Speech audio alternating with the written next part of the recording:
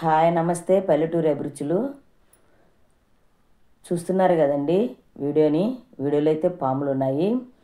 ఎక్కడైనా మనము పాములు ఒకటో లేదా రెండు పాములు ఆటలాడడం చూసుంటాము. కానీ మా పొలంలో 3 పాములు ఉన్నాయి. నేను ఈ వీడియోలోకి వెళ్ళే ముందు నా వీడియోనైతే పూర్తిగా చూడండి, ఎక్కడ మిస్ అయితే చేయకండి. అలాగే నా ఛానల్ని కొత్తగా చూస్తున్నట్లయితే సబ్స్క్రైబ్ చేయండి, లైక్ చేయండి, షేర్ చేయండి. ఇప్పుడు మనం వీడియోలోకి వెళ్ళిపోదాము. నేను పొలం దగ్గరికి వెళ్దామని వెళ్తున్నానండి సాయంత్రం పూట. ఎందుకంటే తెల్లవారుజామున 4 గంటలకు కరెంట్ వస్తుంది.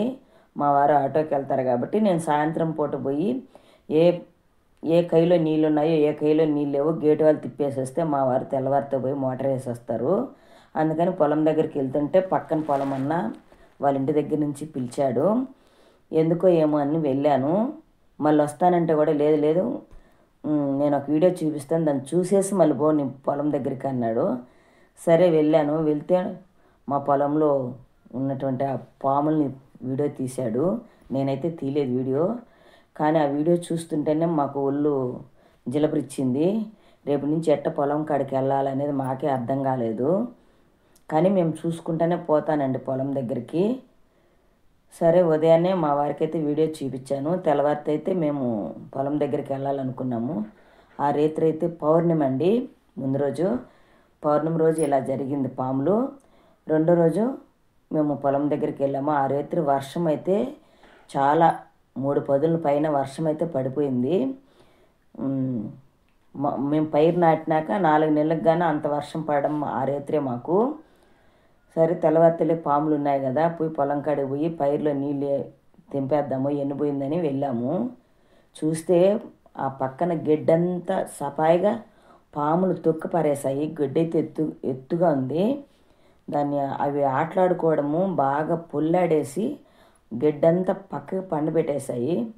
నేనైతే పొలం గెనుం మీద గెడ్డున్న కోసుకుంటానండి. మాకు ఆవులు లేకపోయినా కోసి పక్కన ఆవుల వాళ్ళకి ఇచ్చేస్తాను.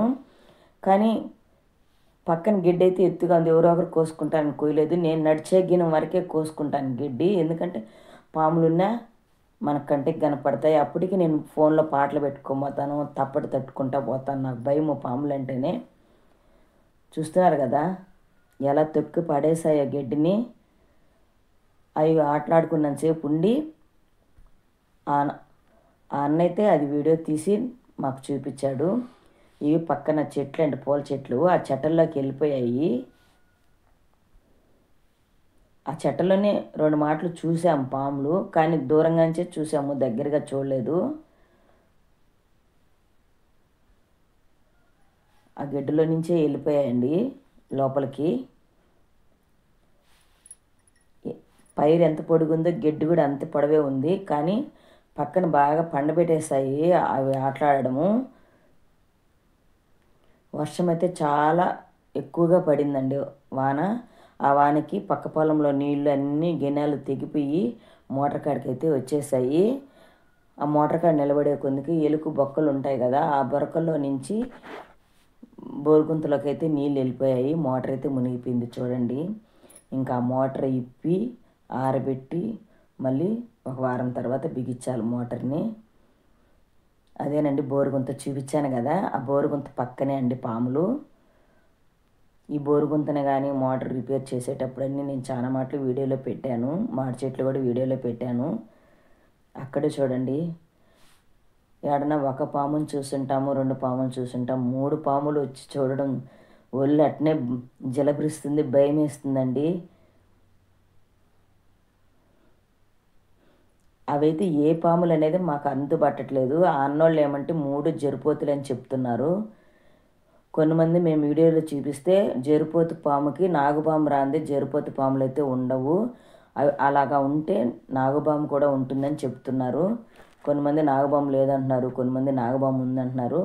మీకు కానీ వీడియో చూసి మీకు కానీ తెలిస్తే నాగుపాము ఉంటే ఉందని కామెంట్ పెట్టండి, లేకపోతే లేదని పెట్టండి.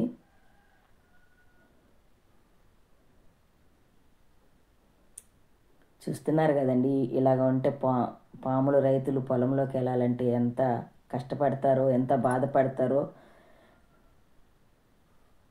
కానీ శివుడి ఆజ్ఞ లేదే చీమైనా కుట్టదండి. అలా భయపడతా కూర్చుంటే పొలం దగ్గరికి వెళ్ళలేము. మా 5 ఏళ్ళు నోట్లోకి పోలేవు. అంతేనండి. నా వీడియోని కొత్తగా చూస్తున్నట్లయితే సబ్స్క్రైబ్ చేయండి, లైక్ చేయండి, షేర్ చేయండి.